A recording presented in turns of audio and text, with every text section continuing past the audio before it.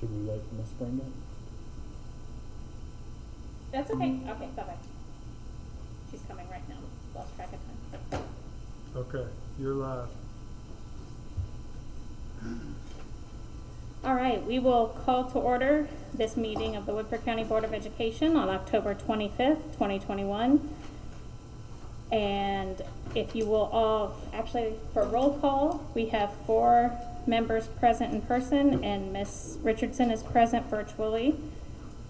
Ms. Schrock is here as well. If you guys will stand and join with me in the Pledge of Allegiance, our flag is located over by the doors.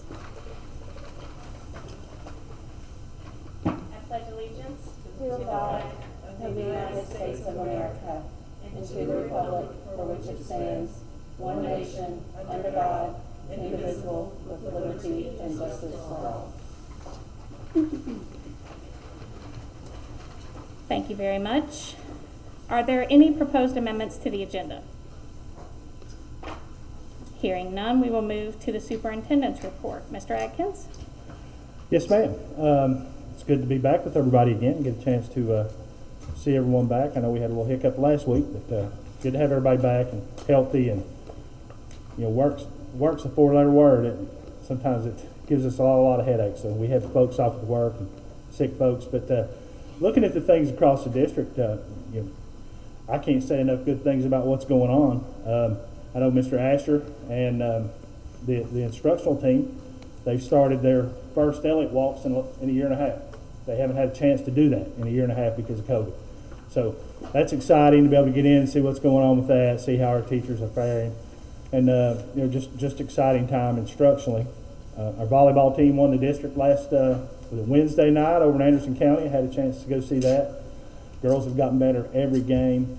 I've had a chance to see them 4 or 5 times, and they just progressively keep getting better. Both men's and women's soccer teams now, they've won the district. Their season's over with, but they won the 30th district tournament. And anytime you can win a district, because it's here in Central Kentucky, it's very competitive. So they've done really well with that.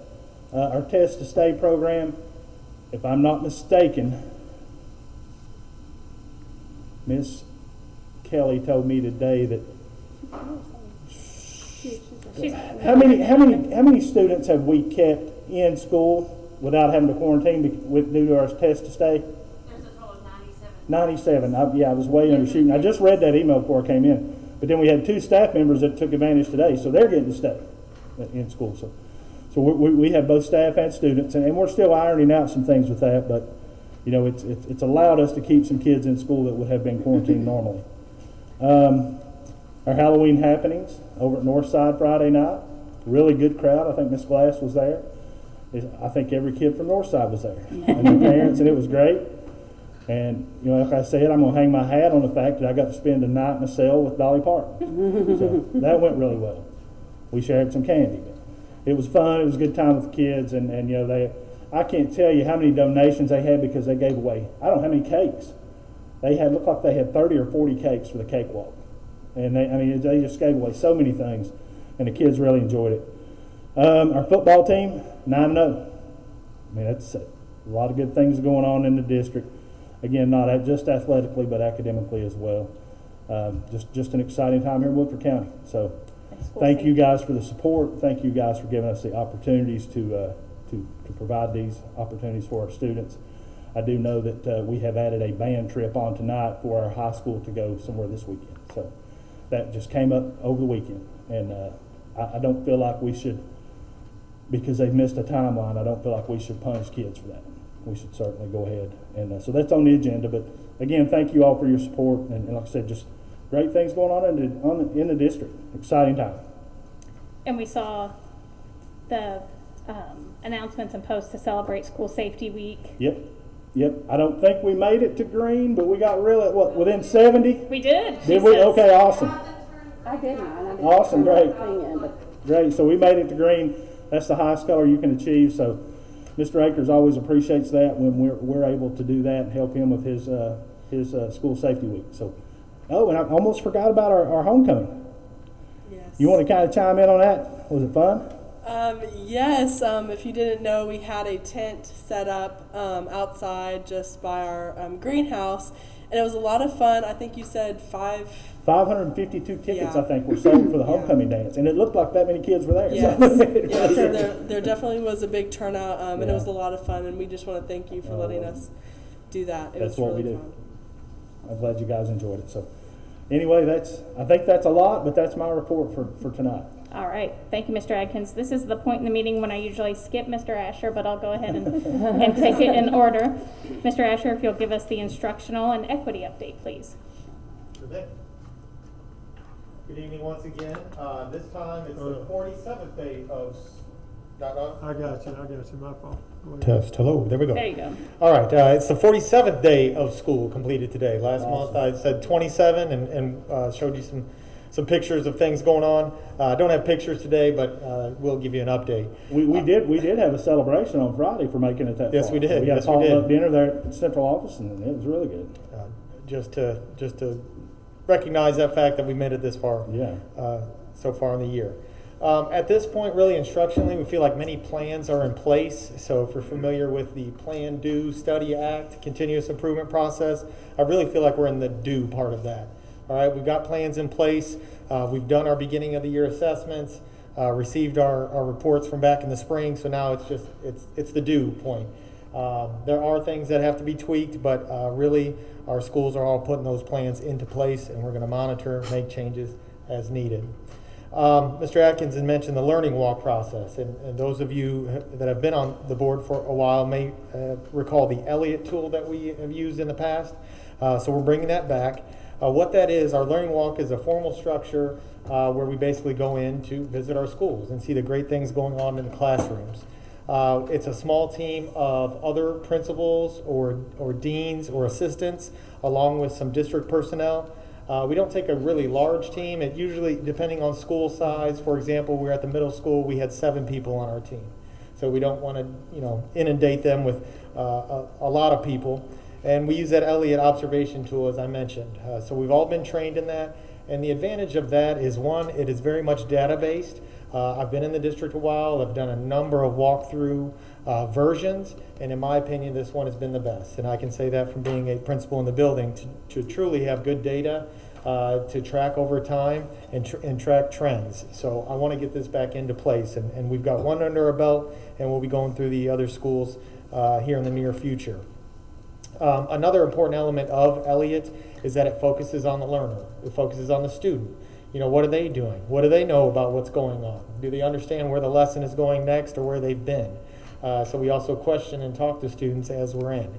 That way it's not evaluative on the teacher. That's not fair. That's not the purpose of bringing a team in. It is more so to observe what the learners are doing and how they're reacting to the learning environment. So excited to bring that back in. And literally, as Mr. Atkins mentioned, when I first got on, late February, early March, we were just finishing up that round of Elliott walks and before the pandemic hit. So excited to bring that back. Another thing I wanted to mention, I talked about it last month, our new teacher induction program continues to roll on. We just had the second session for our first year teachers last week, and then our second year teachers will be meeting tomorrow in their book study process, and also proud to say that is led by a teacher, led by one of our own, who's stepping up, wants to take a leadership role, Miss Megan Carroll, who is leading our second year teacher group. So that's just great to build that teacher leadership capacity. I'll roll right into the equity update because one of the things that are related here, as I always mention, we just had our meeting tonight leading into this. And as far as the new teacher induction program, we will be adding those cultural responsiveness modules into that new teacher induction program. They weren't here last year, so they missed that. So there will be a condensed version, albeit, during their spring sessions that I told the team tonight that I may be needing their help, maybe not necessarily to present, but to help me with the content. They'll be getting that in the spring. So like I said, they missed that, so we need to make sure that that we have a method for them to receive that foundational training. Also wanted to mention, this one's been on hold for a while, but this is a strategy activity from our action plan, and that is to develop a showcase or display at each school building to represent and celebrate the history and culture of each school community.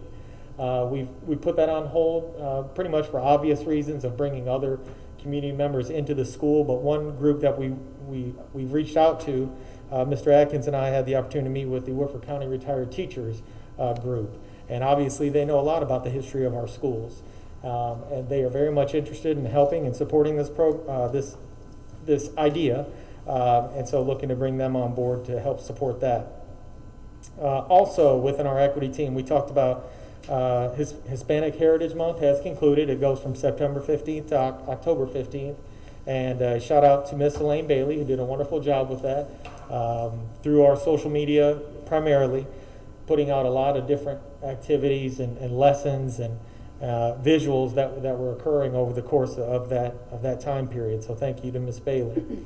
And then finally, I think I mentioned this last month, but all plans are go to have yet another book study, a round of book studies. I always love it when that's not my idea, but it comes from a teacher, in fact. Could we do this once again? And so we will offer that opportunity for a book study on a variety of topics, all related to equity, and we'll roll that out with our November 1st PD day. So covered instructional and equity, and I'll take any questions at this time. Have you picked your book? Well, there are several. There's 3 from the previous round. I have copies of those still. And then there are a couple new suggestions. I don't have their titles off the top of my head that actually were suggested by a teacher. Awesome. All right. Thank you, Mr. Asher. Does anybody have any follow-up questions? All right. Thank you. Thank you very much. Mr. Asher, real quick. Sir. We have one thing, and I don't know how many folks we have involved. We're recommending our folks to attend or get involved with the KDC SEL cadre. I think Dr. Woods Tucker, who is the equity guru for the KDE, is leading some of that work. So we're pushing in that direction. And again, go back to Elliott real quick. A lot of districts will determine their own walkthrough document, but Elliott, if you have trouble, schools that have issues and get in trouble instructionally, Elliott's what they use when they come in, when KD comes in. So we need to be familiar with that because that, to me, that is the gold standard for walkthrough documents. So great work with that. Thank you, Mr. Asher. Thank you. Thanks very much. All right. The next item on the agenda is the Treasurer's Report and the September Financial Report.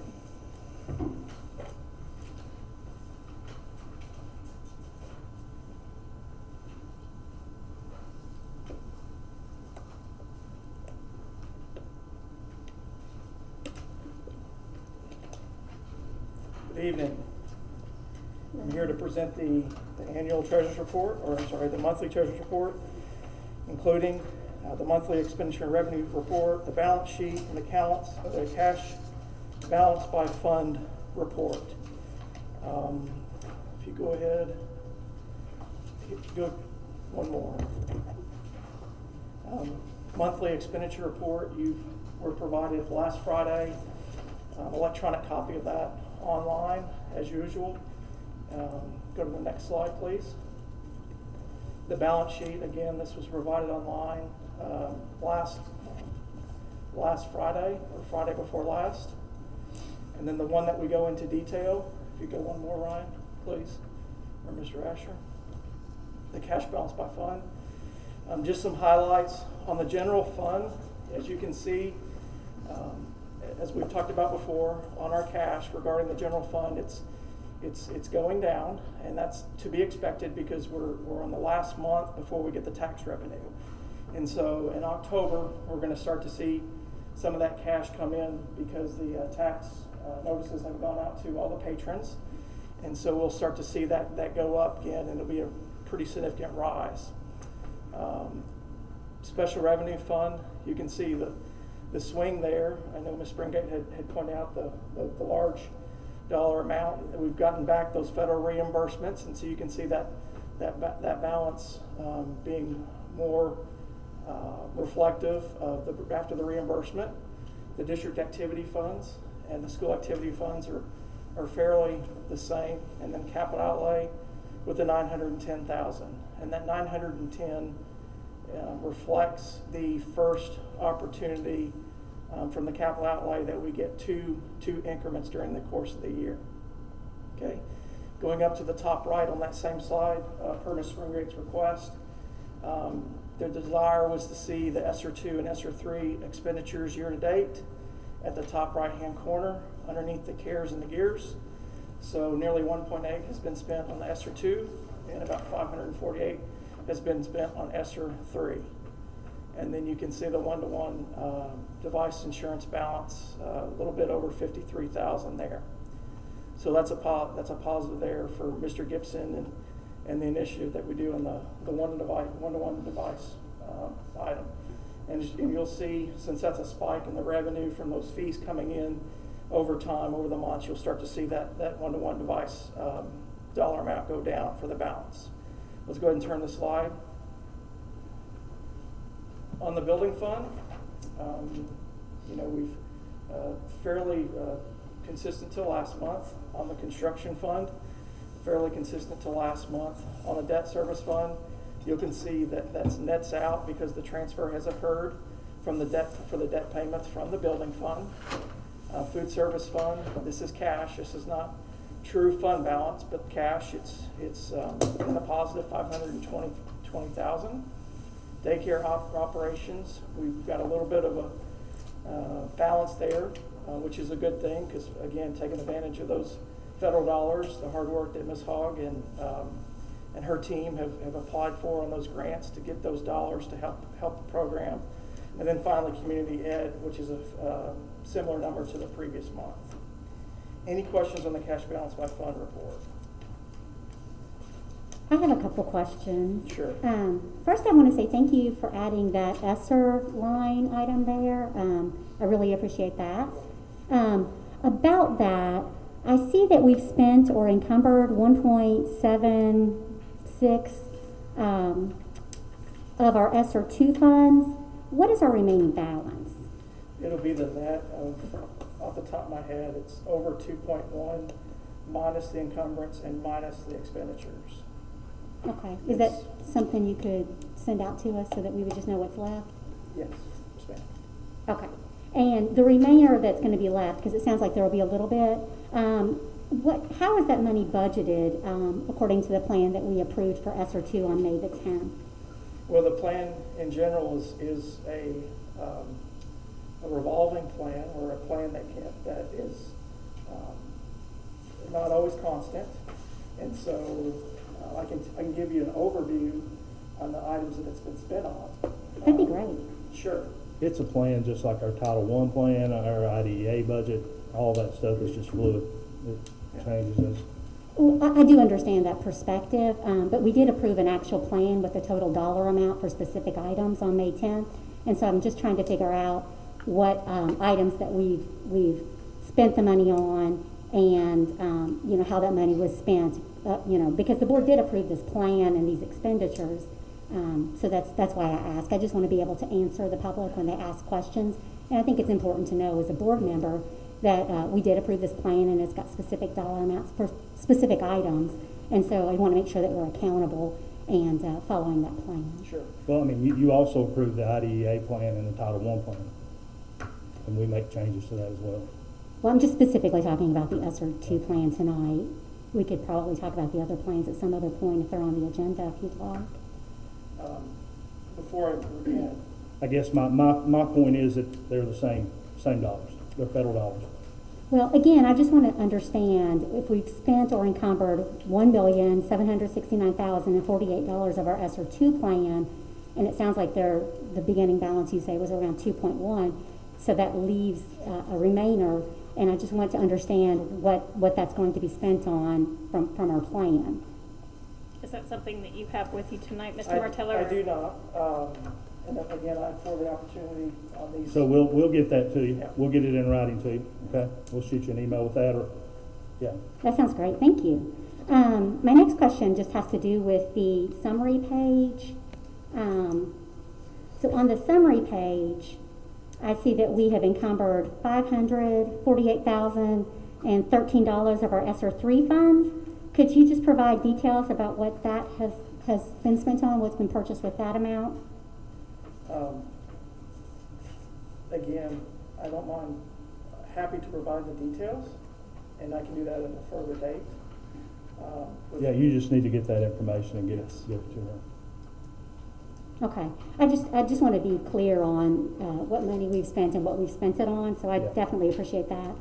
I do want to clarify too, real quick, that we have a matrix that tells us what allowable expenses are.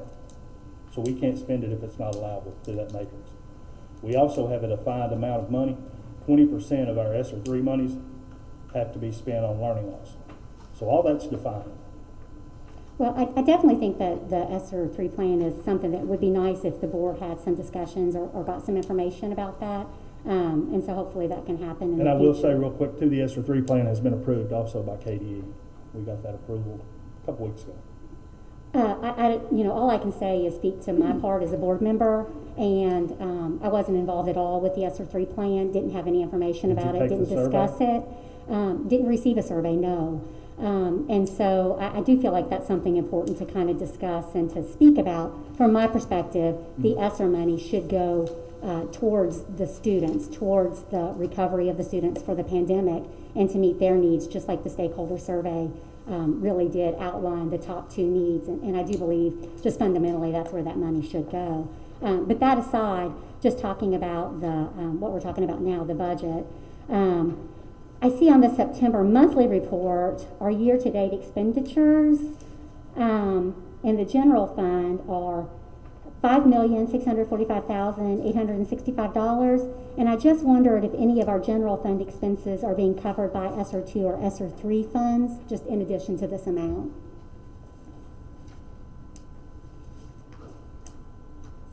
Okay. Tell me what specific page you're referring to, Ms. Springate? Let's see.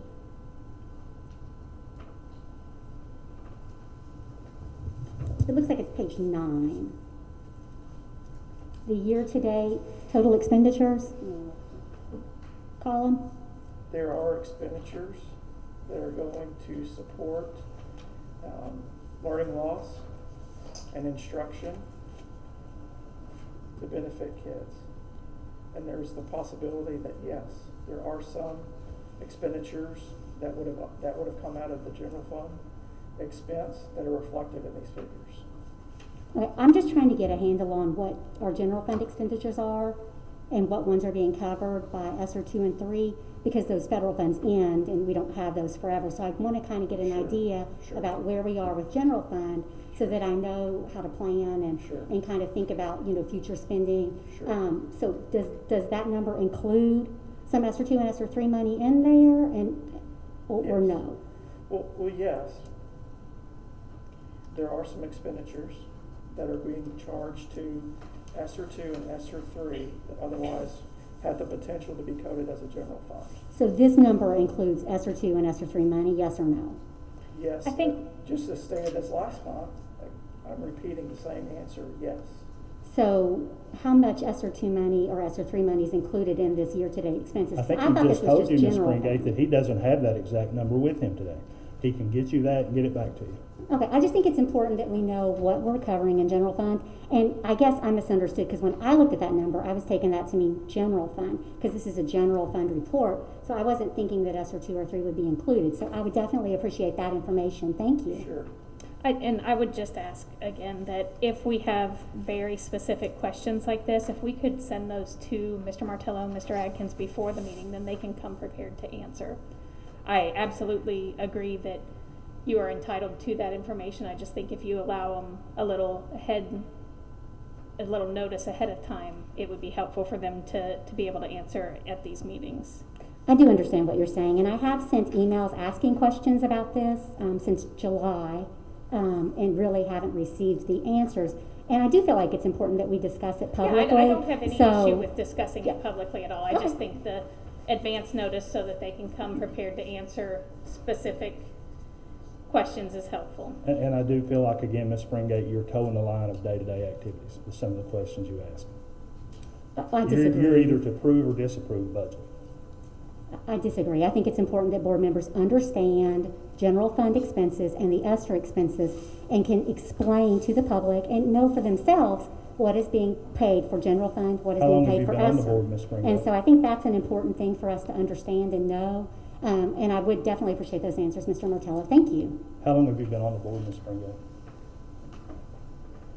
I'm not sure that's relevant, but actually about 10 years. Well, I was just wondering if you were an experienced Well, board we're member on- or if you were a new board member. No, I'm not a new board member, and I don't think my questions are in any way out of line. I mean, we can certainly, consult with KSBA, and I think if you look at our board member code of ethics, it's clear we have financial responsibility for oversight. And so in asking these questions, I'm trying to provide oversight and also transparency. Because if as a board member, I don't know what is going on with these federal funds and what's being covered with these federal funds, then the public has no chance of understanding that. And so that's why I think it's important to discuss that in these meetings.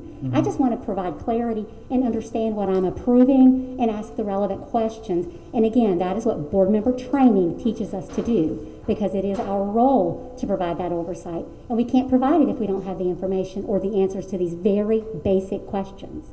Yeah, I agree. I think board member training also says not to put board employees on a spot or embarrass them in a public meeting as well. Well, I don't think it's embarrassing to ask questions about a report that we received last Friday. I mean, it's really just asking, does that number include SR2 or SR3? Because this is a general fund report. It really probably shouldn't, but I just wanted to clarify and ask that question. Thank you. All right. Is there any further comment on the treasurer's report or the September financial report? Hearing none, is there a motion to approve? So moved. Oh, Sorry, I've got some more slides. okay. Thank you. If you turn the slide, and look, the maintenance department,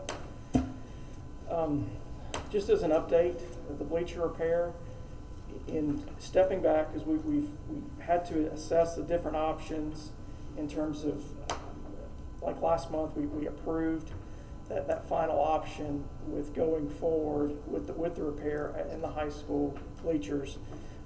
Just as an FYI, we're going to delay the physical repair, not the formal bidding process, and vetting that opportunity after the calendar year, but the actual construction work to not interrupt instruction and to benefit the basketball team or teams for those smaller attendance games. We're going to allow some games to occur in the gym as allowed with safety, and then with only the bottom bleachers pulled out for those games, as well as allowing the ACT that occurs the first or second week of March.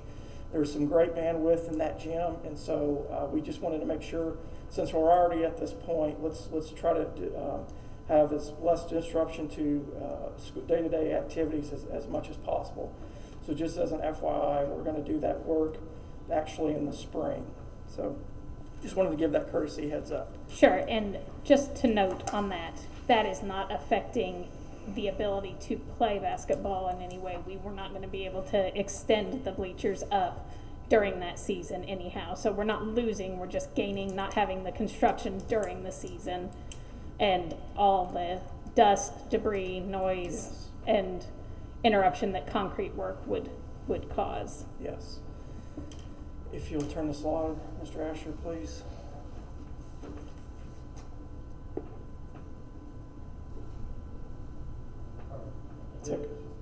That's okay. Thank you.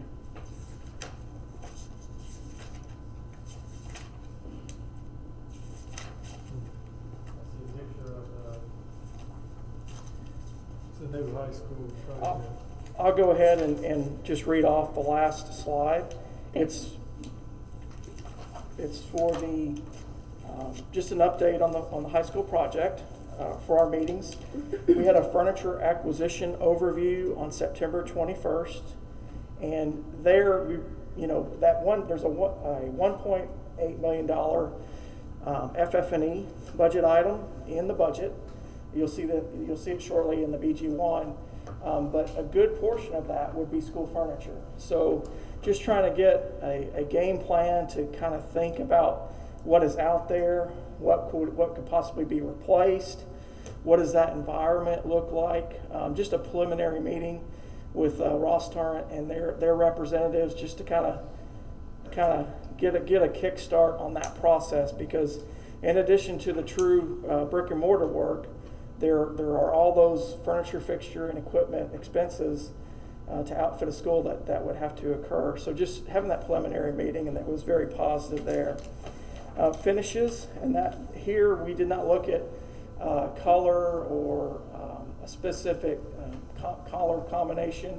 It was more for function and the different types of flooring and wall covering and those types of things, just to further that conversation in terms of getting the project finished. And we'll come back with, we'll actually picking colors and those types of things.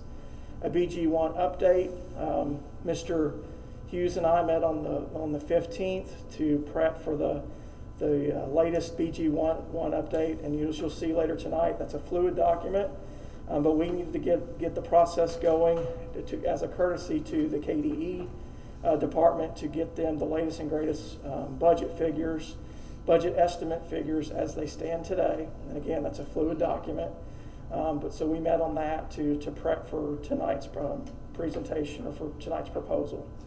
And then finally, just working together with Ms. Bradley and Ms. McHale and some of the other key stakeholders to prep for the hard work that's been done for the committee forum, or the new high school committee for our public forum tomorrow night. And Ross Turner has put up a countless number of hours in prepping for that. Mr. Hughes and Ms. Lemire, who's here tonight, and we will really appreciate that time and effort to get the word out on the current look and feel of the high school and all the great things that are in that building. So multiple dates there to even write down. So I'm done with my presentation for Treasurer's Report. Sorry about that. Didn't mean to jump the gun. Mr. Martello. Can you explain to the board what you told us this morning about the BG1 from, was it last spring? Yes, sir. This So spring? We've got that later on if Okay. you want to do That's fine. that now or on the BG1 update. But I think it's a $11 million difference. Now, that's not counting the $2 million auditorium. yes, yes, So sir. it'd really be about a $9 million difference from last spring to now. Yes, sir. That's what material and labor costs have gone up in a year. Yes, sir. And I can do a little bit more, a few other highlights too. If we've got it later, that's fine. Okay, yes, sir. All right. Thank you. Are there any questions for Mr. Martello? Then I think Ms. McHale was going to make a motion when I jumped ahead. Is that correct? Yes, I'll still move that we approve the treasurer's report. All right. There's Second. a motion by Ms. McHale and a second by Ms. Springate. All those in favor say aye. Aye. Aye. Opposed? The motion passes 5-0. Thank you. Thank you. Mr. Marshall. I can now. I Okay, tipped the good, 'cause I TV a can little see bit. it too. Thank you. Okay, next we have the opportunity for audience and public comment. And with open board meetings again, we have some in-person commenters as well as virtual. So we will go with our in-person folks first. The first person signed up is Carol Mulvihill. Do you want to do? Oh, yes, and each commenter has 2 minutes, and we'll let you know when that is up. I just want to cede my time to Michelle Nance. Okay. Thank you. Ms. Cooper, how have we done that in the past, if you're ceding time? It doesn't total about the same. You set amount for a group. Sorry? You set a set amount for a group. Okay. It's not 2 plus 2 plus 2 plus 2 plus 2. Okay, and in the past, do you recall what we've done? 2 minutes 3 per, to 5 minutes per group. 3 to 5? 3 to 5 minutes per group. Okay. All right. The next person signed up is Jacob Nance.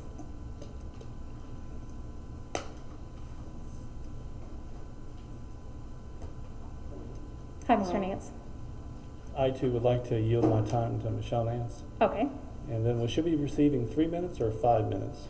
We'll go with the range. All right, we'll determine that. All right. All right, Ms. Nance.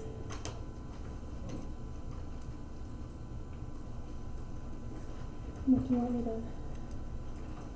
We'll let you know when we're 3 minutes in and just go and stop at 5. Are you just going to start timing when I speak? Yeah. Okay. My name is Michelle Cars Nance. I'm a former pediatric nurse, current business owner, and mother of 2 children who attend Woodford County Public Schools. I'm here to discuss the SR3 COVID relief funding that the school district recently received. First of all, many of you are probably wondering why I have become so focused, vocal, and concerned about the use of these funds.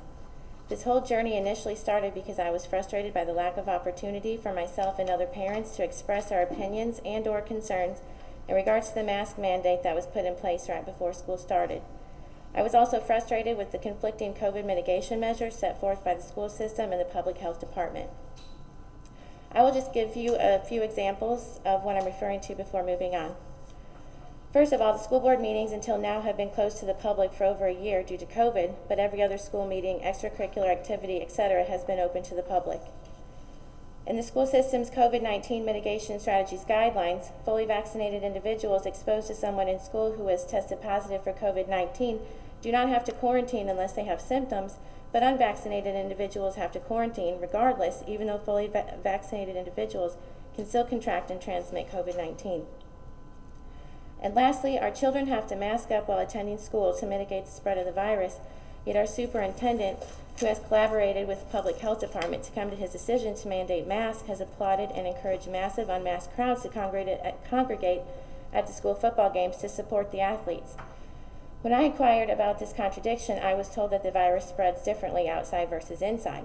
Yet the same, I know it does apply. I've done my research. Okay, we don't have COVID mitigation measures on the No, but we have masking. That's part of ESSER. I'll get to it. It's Yet the same public health department who is advising Superintendent Atkins told me that my son had to quarantine because a child on his soccer team tested positive for COVID-19. When I asked why, since the children were outside and my son didn't have any symptoms, I was told that because they were unmasked and less than 3 feet apart for a total of more than 15 minutes between the 3 team huddles that occurred throughout the game, that this was a circumstance in which a virus could potentially spread. I then thought to myself, between the Department of Education and public health officials, there are very intelligent people making these decisions and guidelines. So why the blatantly obvious contradictions in the guidelines? Since I couldn't get sufficient answers from anyone, and none of this made any sense, I decided to start doing my own research, and I decided to follow the money. And this is what led me to SR3.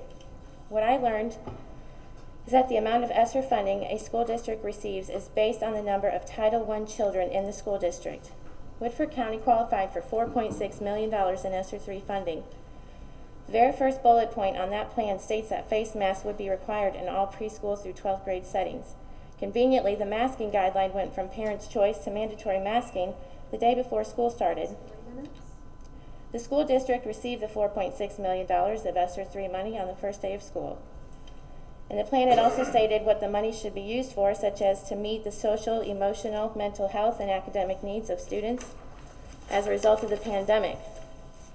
Also hiring extra staff in the form of teachers and custodial staff. COVID mitigation measures such as building outdoor classrooms to promote distancing, installing HVAC systems, increased sanitation measures, etc. The only 3 COVID mitigation measures that I'm aware of that our school system has implemented is masking, promoting vaccine clinics, and now test to stay, which is a great idea, but as a side note, I would like to know how accurate the rapid tests are and what is the cycle threshold of the PCR test that Ethos Laboratories is using. Please take notice that these 3 COVID mitigation measures cost the school system nothing. It costs nothing to implement a mask mandate, and the federal government is funding the vaccine clinics as well as test to stay. Is the school system doing anything with this money to help with COVID mitigation? What is the school district doing with this money to meet the social, emotional, mental health, and academic needs of our students? I was going to read the latest test scores, but I only have 5 minutes, so I'll have to skip that, but they're pretty poor. Meanwhile, our school teachers and staff have been tirelessly bending over backwards, busting their rear ends with limited resources trying to get these kids caught up. And the school system just received $4.6 million to help with children's social, emotional, mental health, and academic needs, and to help with COVID mitigation measures. Yet you're still masking our children, and our students are still struggling academically. What are you all doing with this money? I've asked this question multiple times in emails and in public comment, and I can't seem to get an answer from anyone. The board has never discussed or approved this plan, so I can't even go back and watch previous meetings to get answers. Because of this, I was forced to submit an open records request to ask about how this ESSER money is being used. all right. Thank you, Ms. Nance. Does anybody else want to eat their time who's not talking? You have my time. Thank you. Mr. Graves, you're not signed up to speak. Thank you, though. Thank you anyway. On a side note, I have a parent survey. The high school scored lowest of all of the options. So I don't know why this is the number one topic for tonight when ESSER, Is it 5 minutes up? It is. ESSER is more important. Thank you, Steve. Yeah. Thanks. Thank you, Mrs. Nance. The next person signed up is Mr. Bakke.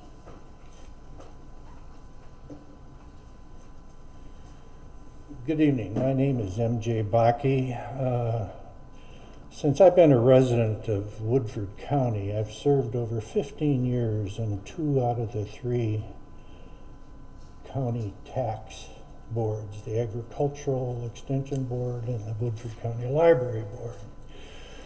I'm going to make some comments, and this is not directed to anybody. I think you all need to look at Robert's Rules of Order. The way these meetings are run is very juvenile, if I could say that. We need to be more organized. We need to follow a set plan. This question of the ESSER money is interesting, and I have a contact that I've talked to in Senator McConnell's office because it's federal funding, and I have not got an answer back yet. But I'm sure there's strict rules and regulations and how that's going to be held, and I'll explain at a future date what I found out. Mr. Atkins, I find it slightly embarrassing that you did not know how long one of the oldest school board members has been on the board. Mr. Bakke, that's not on our agenda tonight. I'm sorry. Good. I'm just making a statement. He asked how long she was on the board. He didn't know. I'm assuming. District 3 months, 1 month. I understand that. It's limited to items on the agenda. All right. The other thing is the funding that we're doing on the new high school and taking in consideration the maintenance of this school for future use really needs to be readdressed. I think the meeting tomorrow night will bring out a lot of those points, and I appreciate that that is a meeting, and I hope you consider the valid statements that are made. So thank you for your time. Thank you, sir.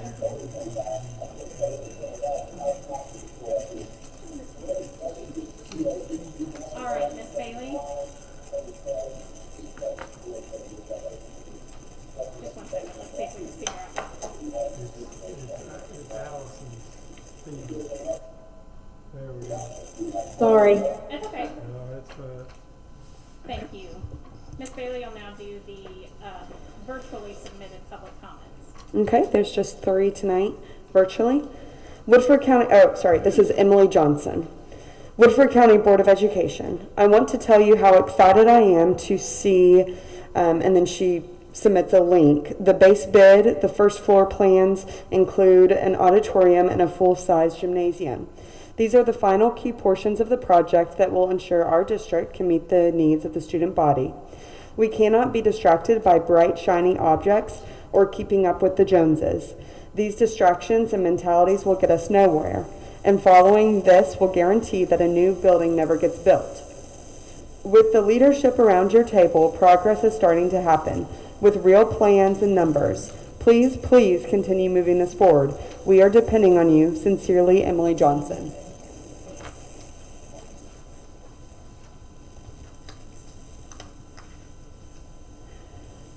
Debbie Arbuckle. Board members, in following board meetings, I've noticed an inconsistency and I need to call it out and pose a question. On the board's website, I see the school board policies 01.5 AP.1, Code of Ethics, Powers and Duties of the Board of Education 01.53. Please see the last item listed. Quote, number 9, be responsible and respectful in their use of electronic communications and social media by protecting confidential information received in their role as board member, avoiding group text or email chains which might violate public meeting laws, complying with record retention rules where applicable, avoiding communications and posts which negatively impacts the reputation of the district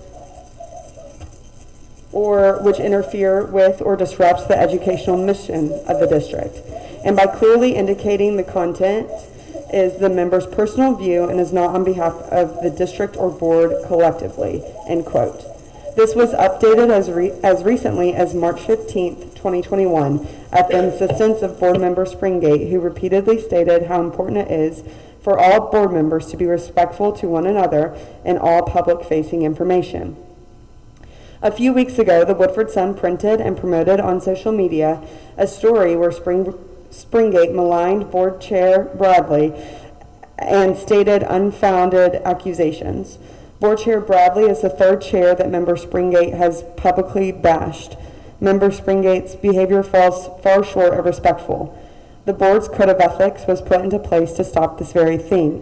What can be done about Member Springate's continued disrespectful behavior? This cannot continue. Thank you, Debbie Arbuckle. Samantha Evans, board members and Superintendent Adkins. Thank you for updating the information on the new school website.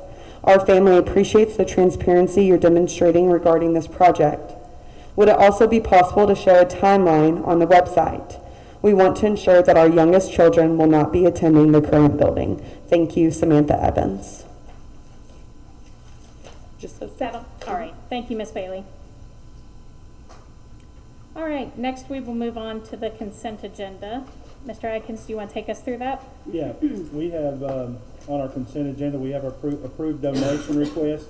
The majority of those have been with, to Simmons for their DC trip, and they had their walk, but they still, outside of the walk, had donations. And there were many churches here in the community that donated to that, so thanks to them. Approved fundraiser requests, there's nothing out of the ordinary. It's book fairs, those types of things. Approved travel requests. The only thing different is that we did add that trip for the band that came up this morning at Sunday. So we wanted to get that on there. Approved the calendar committee membership. I looked through that. At one point we were lacking a member, and I think that we have that committee filled now. Approve our hardship applications. That right now we have 2. Declaration of surplus property. A lot of it looks to be Chromebooks or some buses, some tables, I think some things that have been in the warehouse or storage for years, I'm assuming, Angel. So that's what's on that list. Approved contact surplus auction, CDL testing. The contract with the auctioneer, that's the guy that's going to come and auction off the property. And then CDL testing will be with Franklin County for our drivers that go over and get tested. All right, thank you. And appreciate Mr. Lancaster's willingness to work with us on the dates of that auction with our cancellation. I know that they needed a couple of weeks of advertising, so that affected him. So we appreciate him working with us, and always appreciate all of our community partners who step up and sponsor things like the DC trip for Simmons. We're very fortunate to have. And I will say the kids are already excited about that. The first 3 weeks I was over there, and they were telling me, and they're excited about the DC trip. So that's good stuff. All right. Are there any further comments or questions? I do have a question about the travel requests. Mm-hmm. Okay. One of them is board member, superintendent, administrative assistant for the National School Board Conference in San Diego, California. I just wondered if anybody was planning on doing that before we approved it, or an estimate on, I guess the cost would depend on if people wanted to go. I'm not planning on doing that. And so I just wanted to get a sense if people were planning, because if nobody's planning, I guess it wouldn't need to be on there. Yeah, I think we have some folks that are discussing it, and I think is the amount on there, Angel? Yeah. But it depends on how many go, right? Yeah, so it depends on how many. Yeah, so it's, obviously I'm not going if the board don't go.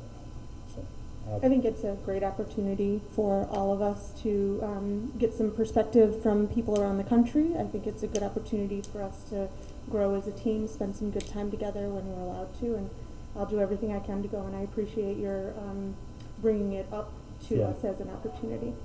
I know we always attended in Floyd County, and it was a good opportunity for the district. It was a good opportunity for the board members to get to see the things that are being offered nationally. several great keynote speakers, things that we can bring back and make beneficial to our district. So, Especially with the different federal funding aspects that they can address nationally. That's more of an issue this year than most. Okay, is there any further questions or comments? I just wanted to say, I think it's a great idea to get Ms. Downey as the business representative on the calendar committee. I think she's going to be a really good addition to the discussions and involving the community and getting us involved in community items. I will say, as president of the chamber, she's on top of what's going on in Woodford County and Versailles, and I mean she's very knowledgeable. Yeah, I think she'll be a really good steward for the school. So her energy is infectious. Yeah. She's fun to be around and is a great advocate for Woodford County. All right, is there a motion to approve the consent agenda? So moved. There's a motion by Ms. Glass. Is there a second? I'll second. Second by Ms. McHale. All those in favor say aye. Aye. Aye. Opposed? The motion passes 5-0. Next, we'll move on to our regular agenda items. Okay, acceptance of notification of personnel matters. I mean, that's just your typical resignations, hires. I mean, it's just filling spots. Nothing of note there? Yeah, nothing out of the usual. All right. Is there Go ahead. Sorry, is there a motion to accept notification of personnel matters? Can I just ask a quick question, not necessarily to the specifics of the exact personnel matters that are presented here, but how are we doing as far as some of the critical positions that we had open, as far as bus drivers? I know we have ETC was an issue, cafeteria staff, I think substitutes. How is all of that going? We've been very fortunate with our buses as far as being able to maintain everything. And, I know we've got a couple of retirements coming up, but we've been, and those folks will never be able to replace. I'll have to say Lola Durbin's retiring, and just Lola's knowledge of the transportation department in general here in Woodford County is second to none. So it'll be hard to ever replace that other than just put a driver in that seat. Now, as we look at, again, our food service folks, we're able to find some people, but right now the supplies are the biggest thing with food service. I know Ms. Squire's telling us that she's making things from scratch, that she would typically buy a package that would save time. So just tomatoes, vegetables, having a hard time finding those. As far as and going back to staff, we hired a couple of custodians. Actually, I approved some of those yesterday and today. And then going back to our certified staff in the classrooms, I mean, it's emergency certifications right now. Yeah. So we're getting by, but it's taking everything we got. Yeah, and that's a good question. Thank you. All right, thank you, Ms. McHale. Is there a motion to accept the notification of personnel matters? So moved. There's a motion by Ms. Springate, and I will second. All those in favor say aye. Aye. Opposed? You're on the ayes, correct, Ms. Richardson? Yes. Okay. Motion passes 5-0. Item B is to accept the notification. That's a yes. Thank you. Accept the notification of payment of bills. That one's pretty straightforward unless there's anything you want to note, Mr. Martello. Okay. Is there a motion to accept? So moved. There's a motion by Ms. Glass. Is there a second? I'll second. There's a second by Ms. McHale. All those in favor say aye. Aye. Aye. Aye. Opposed? The motion passes 5-0. Item C is to approve the meeting minutes of the September 20th, 2021 and September 27th, 2021 board meetings, and all members were in attendance. Is there a motion to approve? So moved. There's a motion by Ms. Glass. Is there a second? I'll second it. There's a second by Ms. McHale. All those in favor say aye. Aye. She's got a delay tonight for sure. Yeah. Okay. Opposed? The motion passes 5-0. The next item is to approve the addition of a district-wide instructional assistant. Yeah, no, that's just based on need. Okay. That's where need is increased, and if I'm not mistaken, it's IDEA. Am I correct? Visual. I thought it was visually impaired, so it would be IDEA funds. Yeah, and that's because the need has increased. Sure. All right. Is there a motion to approve that position? So moved. There's a motion by Ms. McHale. Is there a second? Second. Second by Ms. Springate. Is all of those in favor say aye. Aye. Aye. The motion passes opposed? I think I heard all of you say it, but okay, the motion passes 5-0. The next item, Ms. McHale, is the charge and description for the Budget and Finance Committee. Okay. So I've put some thought on the topic of a finance committee. I think that we've had some public comment, we've had some discussions over the last couple of months, and I do think that a finance committee might help keep some transparency going and maybe generate questions in a more real-time fashion to keep things moving when we need them to move. So what I would propose is that at the end of the day, I think the Finance Committee can meet quarterly. I think at the beginning of it, we may need to meet monthly until we establish sort of a cadence, what we're going to cover, and what the district needs from us. So that would be my first note. From a member perspective, I think that we should include you, Mr. Atkins, the district superintendent, Mr. Martello, our CFO,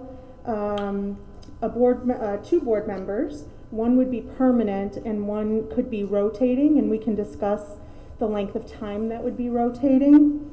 I would love to have a student representative on this committee. I think that it would be a great opportunity for one of our business students or somebody in FBLA. I think we still have an active FBLA. I saw it on the website, at least as of a couple of years ago. But either a business student or an FBLA representative as some real world lessons. Yes, that's the word. It could even be a bit, some of our business students. Yeah, absolutely. Yeah. A staff representative, teacher representative, and I'd love to have a community representative. So that would be a total of 1, 2, 3, 4, 5, 6, 7, 8 folks on the finance committee. The initial charge, I would say, would include creating kind of a monthly dashboard, and in my mind, but again, this is something that the committee would have to decide on. It would be expanding a little bit, Mr. Martello, on what you're presenting every month, and maybe adding a couple of metrics and just kind of defining what's important for the community to know on a monthly basis. Not a ton of detail, I don't think, on that, but just some high-level KPIs there. And I think, and then going forward, what we could do as the Finance Committee would be to help identify bigger ticket items from a long-range planning perspective and try to help put together a long-range plan for the community to understand what large expenses are going to be going forward, what simple things like changes in tax rates could do to a budget, put together some basic budgeting lessons for the community to understand how we're putting all of this together, and maybe even some tax information on that. So that's, I apologize, I don't have a slide or anything for it. So that's just kind of me talking out loud about what I would like to see from a finance committee, and really kind of button up and really define what that is with the committee itself. Mm-hmm. Let me ask you this. You guys work out the board part, and then we'll work with the high school for the student at least. Mr. Martello can do that. I think work with the high school for that, and ask them to find us a really involved student that can help us with this. It might be helpful to have a teacher from the different levels. Mm-hmm. Because so their teachers, their needs are so different. If you think about the different spending at the different grade levels, that might be helpful, and spread the knowledge out over the different primary, secondary, for sure, teacher base. I think it sounds like a great initiative. Do you want to? So in the past, when we've had committees formed, the only one I'm thinking about specifically is the value engineering committee, the board representative typically reaches out for the community members, and then the superintendent selects the staff and the student representative. Is that kind of what you're thinking on this? Yeah, that would be great. Okay. Yeah, absolutely. So do you want to see if you can find someone to fill those spots for next month, and then Mr. Adkins can come back? And I believe we have budget sessions set for both of the November meetings. Is that, is it one or both, Angel? Just one of November 8th. It would Okay. still be good if we could have everybody together though to set in on that. For that. Sure. Okay. Yeah, for those Yeah. folks to set in on that. So maybe if you can work with Mr. Adkins and find those people and get that committee put together. And I'm not sure, Angel, do we have a procedural guideline for setting up a standing committee? Okay. And we can, check those boxes Sure. and have it ready to go in November. Okay, great. Thank you. Any other input on that, Ms. Glass, Ms. No. Richardson? I think that's a great idea. I appreciate you putting that together, and, I think that's something that, will work for everyone, so I appreciate that. Ms. You Springate? want to take that on? Sorry. Yeah, I think that's a great idea, and so thankful you have the experience with budgeting and finance to be able to make all this happen. So thank you. Sure. Ms. Richardson?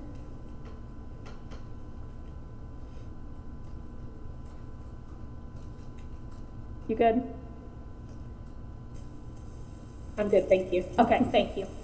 All right, then, is there a motion to approve the charge and description that Ms. McHale has shared and form the tentative agreement for a budget finance committee? So moved.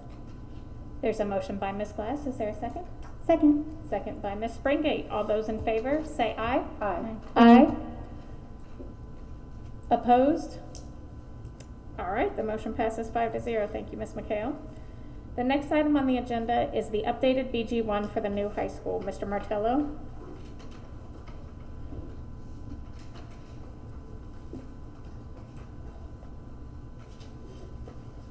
Thank you.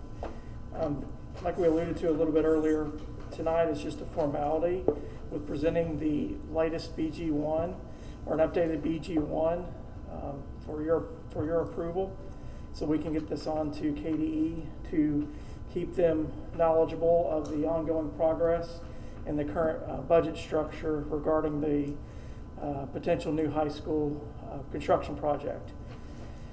Some highlights Mr. Atkins alluded to earlier, just real quick. In June of 2020, that was the last time that an updated BG1 was presented.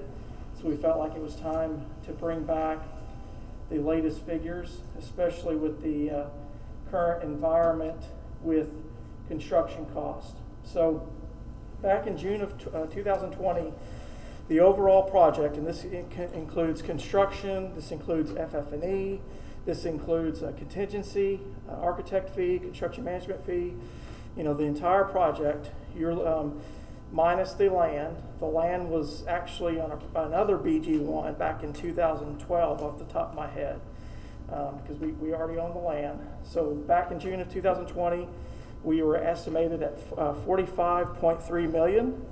And the number that's being brought to you tonight, and again, this is a fluid budget dollar that could go up or down based on the final cost. But as of today, in terms of the budget projection, you're looking at a little bit over 57 million, 57.02 to be exact. So that's over an 11.6 million increase in the course of 12 months. And drastic increase. The biggest reasons, again, is the current construction environment. We do have included in this base bid an over 8,000 square foot auditorium. That's a little bit. It's over a little bit over $2 million, and then the corresponding rate increases. For the overall project cost. When that project cost goes up, there's different contracts or metrics that that are in play with that rising cost, which includes the architect fee, construction management, your bonding percentage fee there. So as those construction costs rise, so do some of the corresponding numbers. Some remain flat, but unfortunately, the other ones are based off a total construction cost. So with that, are there any questions? I do have a few questions. I don't know if anybody else wants to go first. Go ahead, you're fine. I just want to take this opportunity to clear up some things that have been said on a couple of occasions. It's been said that we could have saved $8 or $9 million if we moved forward with this project 2 years ago. And I just want to provide some facts. I have a copy of the BG1 that was approved June 24th in 2019. And at that time, we only had $36,265,590 available for the project. As we now know, that was not nearly enough to build a high school, and we quickly found out the public was not in favor of doing a phased high school. Also, we had $600,000 of general fund restricted just to get our bonding potential to that point, and we now know that our expenses have exceeded our revenue for the last 3 years. With this being said, we clearly did not have the funds to start this project 2 years ago. I note that at the bottom of the new BG1, it says any district anticipating financing of this and or other projects in a combined school bond revenue should discuss the financing with the director, branch manager of KDE, district financial person. I just wondered if that occurred, that meeting occurred. We actually met with the Department of Ed 2 or 3 months ago with the facilities group. And so, to answer your question, we have met with the department regarding this project. They looked over the current BG1 that reflected the June 20 date, if that answers your question. Is it? Not really. It's about this document that we have tonight. I don't think this has been submitted to KDE yet until we approve it. Well, it sounds like that's something you have to do prior. No, I can't. We can't sign the document until you have the board has the opportunity to look over the opportunity or look over the document before it gets approved and signed. Yeah, and I don't think it's asking if it's approved. It says any district anticipating or thinking about, to me is what anticipating means, the financing of this or any other project in a combined school bond revenue should discuss the financing with the director / branch manager of KDE district financial. It sounds like a specific kind of a requirement, so it sounds like we haven't done that yet. I think that might be boilerplate language that is on each BG1, and we definitely have had ongoing discussions with KDE about the project. Yeah, I and they've understand. approved the funding sources and things like that. Yeah, I understand, and I looked at the last BG1 and I didn't notice that language, so again, just a question. Sure. If that's something that needs to happen, because it sounds pretty specific. I think since this is the third BG1, I think the department knows that there's an ongoing project. They may, but we started originally saying we were going to bond for $36 million. Then that went up, like you noted, to $45 million, and now the new current BG1 is $57 million. So it just kind of keeps going up, and I think that might be something we need to look into. When that happens, I would definitely appreciate if they would share that information with the full board. If it has to happen, we'll certainly do that. Okay. The next thing I just wondered is, we have a public forum scheduled for tomorrow, and I wondered if it might be best to wait to approve the BG1 funding for the new high school until after the forum, and also possibly after the November 8th budget meeting, because I just feel like it's really important for us to have a discussion as a full board about this project and about the costs, the increased costs, the new BG1, before we approve the document. It just kind of would make sense to me to talk about our current and our future finances as a full board, because we've not done that yet. So the forum tomorrow is more project update oriented, and Ms. McHale, feel free to jump in here as well. It's not a forum to discuss the financing on the project. It's more about letting the public know where we're at in the process, what it includes, what the specifics of the number of classrooms, of the auditorium, how many seats are in the auditorium and things like that. So I don't know that we would gain information at tomorrow's forum that would affect the BG1 vote. Well, I do think it's important to kind of discuss that with the public and get some input before we, move forward with a $57 million project. And hopefully that's something that we can do. And again, we have the November 8th budget meeting set, and I do think it would be important for this board to discuss in an open meeting, really for the first time, what our current funding, current issues, current finances, what our future plan might look like, kind of the pros and cons, and what the costs of moving forward before we approve it. In my mind, and I may be wrong, you can correct me, in my mind, when the first BG1 was for about the $37 million, the architect fee and the construction manager fee, the bonding fees, all of those are tied to the amount. So each time you increase the BG1, what you're doing is increasing the amount that we're paying the architect, the bonding agent, and the construction manager. So to me, updating or changing the BG1 to a higher amount really costs the district money, if you look at it that way, and doesn't really benefit the district because you can approve a BG1, at any point. And I do think too, yes, that is correct. Obviously, that's the rate set by KDE for all districts. That's not unique to Woodford County in any way. The other thing to note is that this is a step in the process in what we have been told multiple times is a flexible and living document. And it won't be the last time that we have to approve a BG1. It's not the first time. The first BG1 was approved in June of 2019. We have had, several better than 60 agenda items specific to the high school project since that meeting. So we definitely are discussing it publicly and openly, and we are doing that at the committee meetings and again at the forum tomorrow as well. So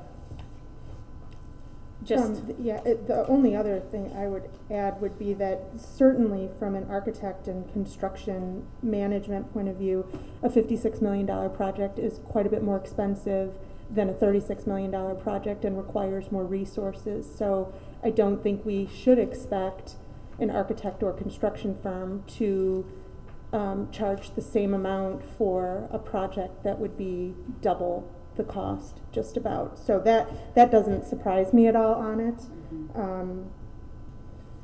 So I'm not sure. Yeah, especially when it's all and set. that's set by KDE, right? Yeah, by KDE and dictated to us. And I am new here, so I'm going to ask this question. It might be embarrassing. Has this been protocol or typical for us to, before we approve a BG1, to go to the public? And No. has that been typical? We have approved at least, Mr. Martello, 3 amendments to the BG1. Off the top of my head, I think that this Since is you've the been here, how second. many? I think this is the second amendment. There was a 19 initial, if I'm not mistaken, and then the second one, off the top of my head, June of 20, and now the third one. So there's at least 3 instances of a BG1. And what would happen if we didn't approve this tonight? It would delay the opportunity to go out for bid down the road. Now, this is just one component, but we're trying to meet that bid opportunity, which again, you do not have to accept when we bid in February what comes in.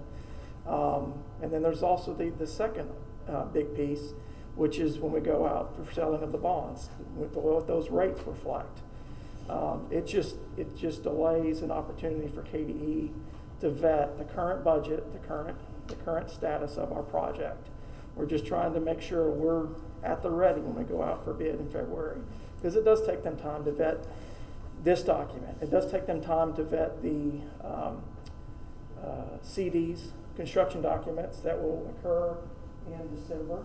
And so we're just trying to try to enable enough time for all the different parties to do what they need to do so we can hit the ground running if we so choose in February, and then in turn in April, potentially April for the bond sale. We're being told that's the ideal time for bond sale.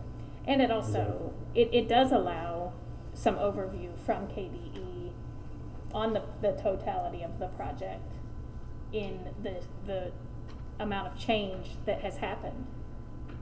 So providing it as like a stop check along the way, I think is the goal of reviewing your BG1s and resubmitting with current data. And so then the opposite of that question would be, what does a vote on this tonight lock us into? It does lock you into, as my understanding, the cost of, your architect is now based off that new construction sum, which, let's be honest, they've been working off that, yeah. Been put forth all that effort, at that point, and those types of things.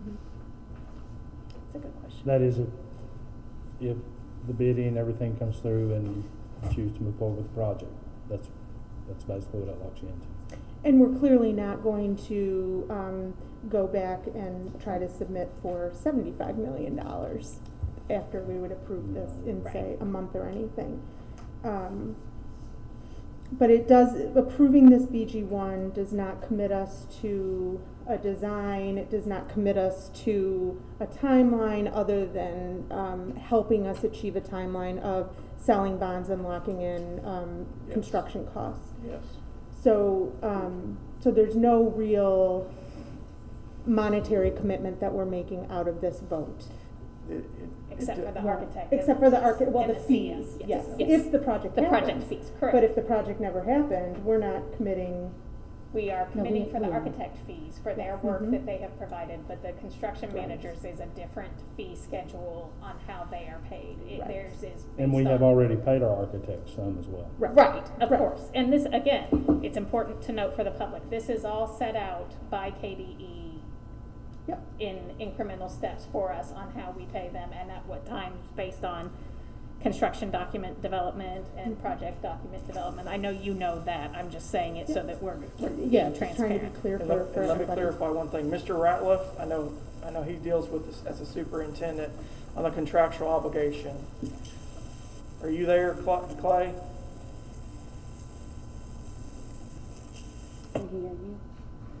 Clay, you there? The contractual obligation for the CM?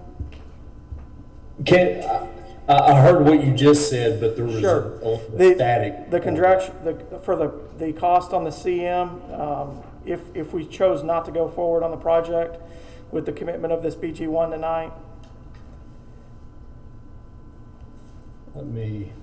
Ridge, do you have it right in front of you?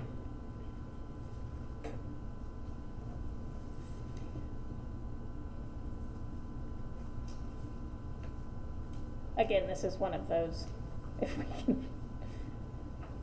Hey, sorry there.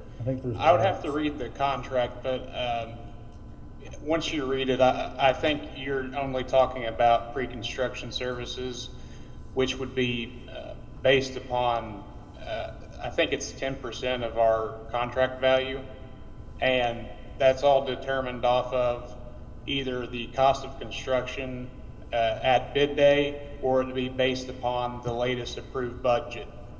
So yes, it would apply to this BG1.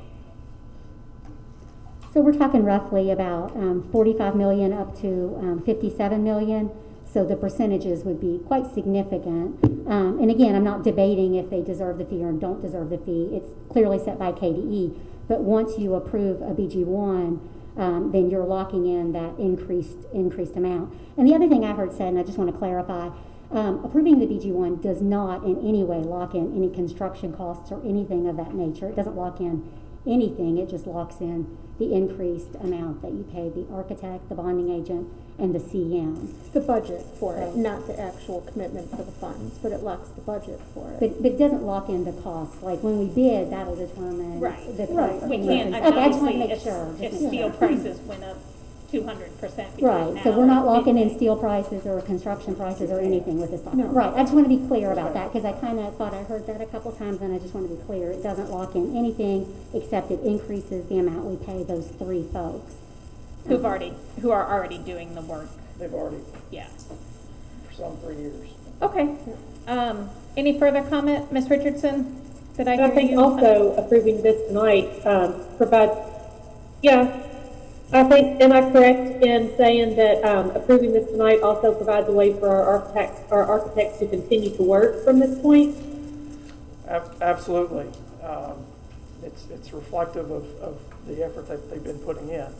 And I think we've had well over 25 meetings in just the last 3 months. And so, they put a ton of work just for the community forum within the last 2 weeks. So, yes, it enables them to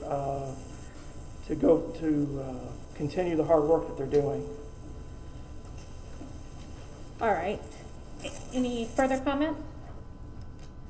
Is there a motion to approve the updated BG1 for the new high school? So moved. There's a motion by Ms. McHale, and I will second. All those in favor, say aye. Aye. Aye. Opposed? Nay. The motion passes 4-1. Ms. Richardson, is that correct? Yes, thank you.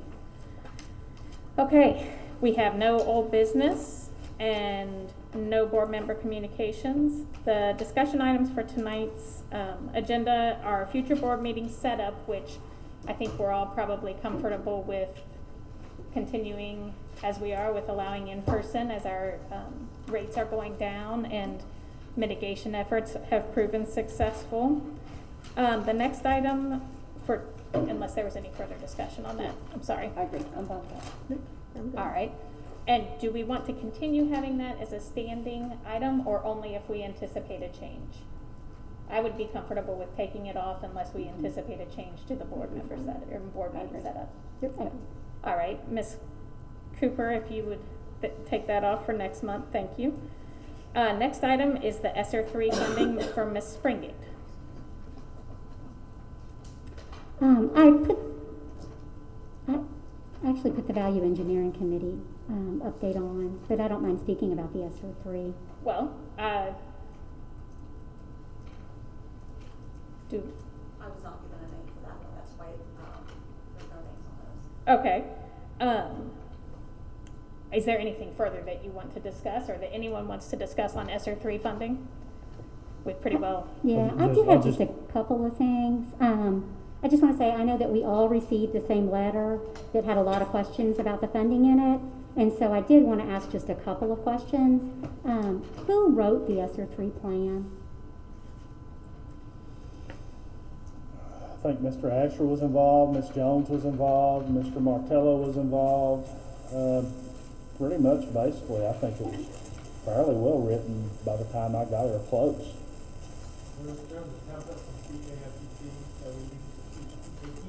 Do you mind right. coming up, Mr. Asher, so Ms. Richardson can hear you too?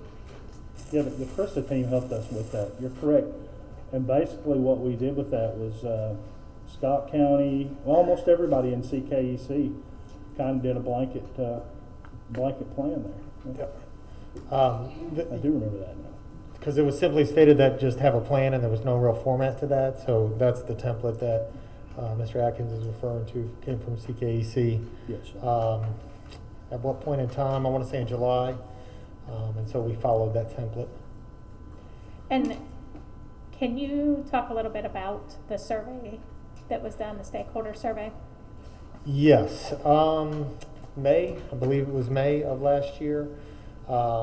Simply, it went to staff, it went to students and parents.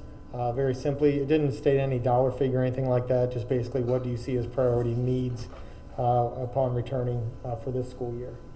And one of those needs that was definitely identified was social emotional health, correct? It was on there, certainly. I don't remember the Sure. exact No, percentages I don't and figures. We did, there were certain categories that were multiple choice basically, and then a place for other to identify. And do you feel like we are doing a good job on meeting our kids? I know a lot of our principals use that during their updates and talk to us about how they have used the ESSER funds. It's tough to recap all of that in just one sitting, but I would say I don't really connect all of that to ESSER funds or to the ESSER plan. We determined that as a big rock regardless of the funding, probably even before we started that plan.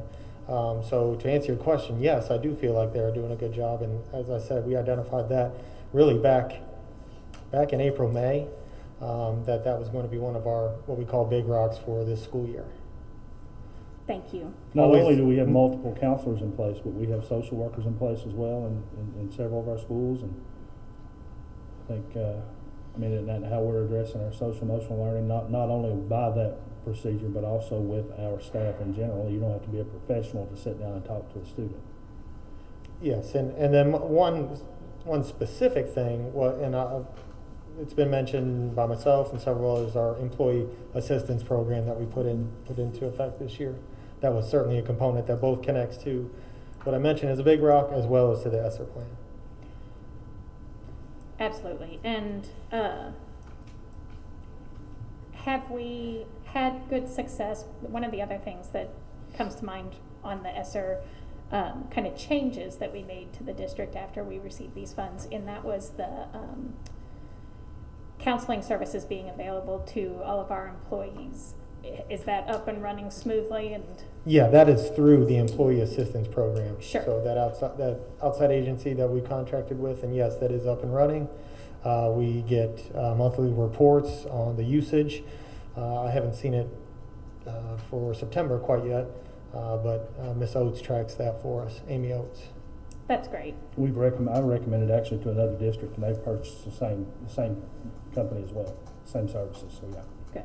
And it's very reasonable. It was very reasonable. Yeah. I just have a couple other questions. Who did the budget part, and was there any input with that? I would have identified dollar figures that I knew of, employee assistance program in particular, but beyond. As well as the opportunity, there's a significant dollar amount going for the school allocations. So there's input across the board, across all 7 schools for a component of the expenditures. So the school component, that was in the SR2 plan, and it sounds like the survey was kind of prior to SR3 also. The survey was for SR3. That was the stakeholder input. Am I correct, Mr. Ashley? Yes. Yeah. Okay, I just wasn't clear on the dates about that, but definitely the employee assistance and was in the SR2 allocation that we did in May. Originally, yes. Okay. But I believe it's going to go over to 3, but I don't know that for certain at this point. Some of it has, some of it hasn't. That one, I think, would had to have been, because I think that was done after July. So it probably has been out of SR3. All right, any other questions? No. All right, anyone else? All right, the next item is a value engineering update.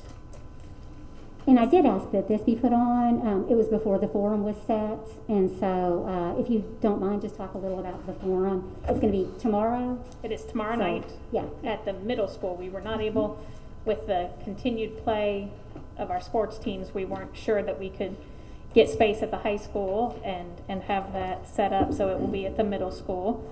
And Ms. McHale, I'll let you jump in if you want. Sure. So we want to encourage anybody in the community to please come out tomorrow to the middle school. We would love to hear your input. We are going to try to do this in a very interactive manner. So don't expect to come and have a 45-minute presentation given to you and then, pardon me? Well, I'll finish and let you know. So you're going to have the opportunity, like I said, it's going to be interactive. We're not going to sit and lecture you. What we're going to have are round tables for everybody. So you're going to be broken up into smaller groups, and each of the round tables is going to be led by a moderator who sits on the Value Engineering Committee. While all of and we're going to have a list of 3 questions that we want output from each individual group on. While that's happening, we'll have representatives from our, and then once we get through with the sort of information gathering, then the moderator for each table is going to get up and present to the group so that everybody that attends, either virtually or in person, will have a chance to see and hear what happened at each of the individual groups. From that output, we'll put together a comprehensive list of items that will go back to the Value Engineering Committee to address. Some of that may be able to be addressed by the committee. Some of that may have to come back for board action. But the intent is to get absolute stakeholder thoughts, actionable items, have a positive interaction with the community, and have you understand where we are with the project and if there are things that we need to consider going forward. And the only note I would have is that you never know how many people are going to attend a forum. We have done it both ways. We've done it when there have been 3 to 5 people, and we've done it where there have been 100 or 200 people. Mm-hmm. And the output from the roundtables, we may have to cap that just within time constraints. But if we do have to, then my hope, and I think yours as well, is that we would share those on like an FAQ that we could update to the website. And I think we'll have ways of capturing so that Ms. Springate and I might have generally the same idea. Sure. We're not going to capture that twice. The moderator's job will be to capture that once. Yep. So hopefully we're not going to have 30 of the same items come out of each of the groups. I think the other important thing to note is we will have a virtual group, so anybody who cannot attend in person will have the same opportunity for input with a virtual group, and we'll present that virtual information to the group as well. Absolutely. I just had I'm sorry. The other thing that we asked is for something that would be kind of a more interactive option, and the architects have put together a couple of different renderings for specific spaces within the school so that the public can see some of the options that we could take a look at and have a chance to kind of vote on what they like, on how the designs that they like going forward. I just had a quick question. So I saw we got an updated agenda today for a special meeting. So for us 3 board members that are not on the Value Engineering Committee, what can we do as far as participation, attendance, to make sure we're in compliance with open meetings? We're having a special meeting that we will have to call to order at the beginning, and then the only agenda item is participating in the forum hosted by the Value Engineering Committee, and then we will have to have a motion to adjourn and close the meeting. Okay. Thank you. Sure. All right, anything further? All right, Mr. Atkins, is there a need for an executive session? No, not that I'm aware of. All right. Then there is no other business noted. Is there a motion to adjourn? I would real quick like to say something. Okay. There are so many good things going on in Woodford County schools, happening every day. Sometimes these board meetings are not indicative of the good things that are going on. I mean, we have people from all across central Kentucky here who want to send their kids to Woodford County schools. There are good things going on here. Every day. And I'm just going to leave it at that. Every day. Good things. Our teachers are teaching. Our kids are coming. They're engaged. They're loving school. Good things are going on here. Absolutely.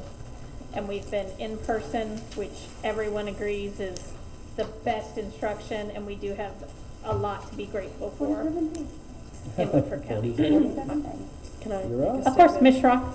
I'd also like to take a moment to think about Blake Hines' family. The high school lost a friend and a student, and I just want to make sure that everybody's praying and keeping in thought the Hines family. I think that is a reminding us that. very welcome addition, and maybe we can have a moment of silence to honor that loss.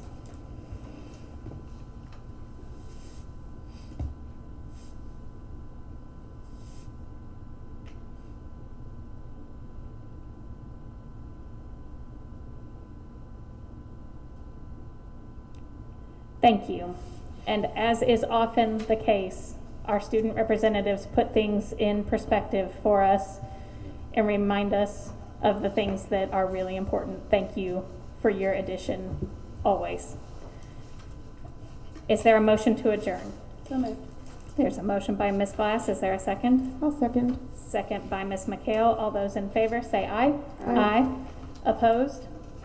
The motion passes 5-0. The meeting is adjourned. Hmm? You're gonna need a back gavel. I think I won.